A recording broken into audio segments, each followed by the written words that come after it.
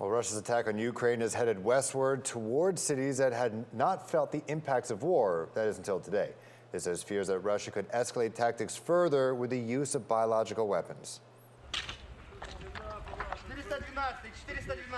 As Russian attacks continue in Ukraine's capital of Kyiv and along the coastal and eastern regions, today Russian missiles targeted cities where little fighting has occurred prior.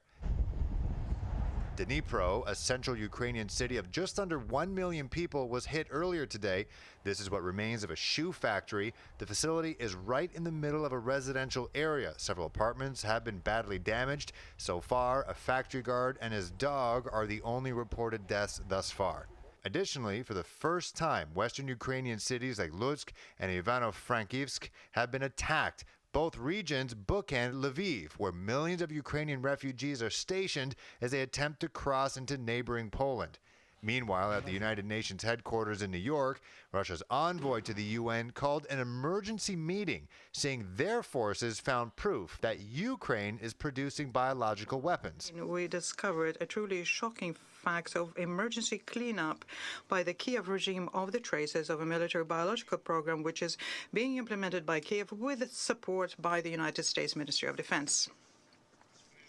Our Ministry of Defense, Russian Ministry of Defense, now has documents which confirms that on the territory of Ukraine there was a network consisting of at least 30 biological laboratories. Vasily Nebenzia didn't have proof of his claims, and other nations immediately shut them down. We have heard repeatedly also a firm rebuttal at the highest levels from both the US and Ukraine.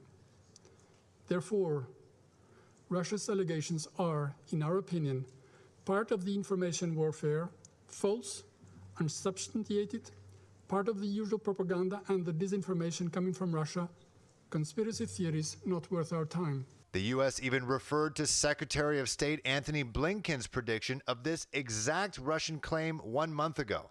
He specifically warned that Russia would manufacture a pretext for attack and even cautioned that Russia would fabricate allegations about chemical or biological weapons to justify its own violent attacks against the Ukrainian people.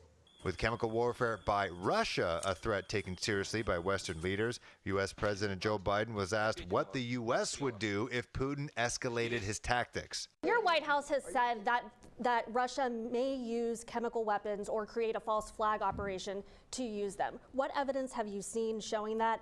And would the U.S. have a military response if Putin does launch a chemical weapons attack? I'm not going to speak about the intelligence, but Russia would pay a severe price if they use chemical. A price Biden later clarified would not include military action.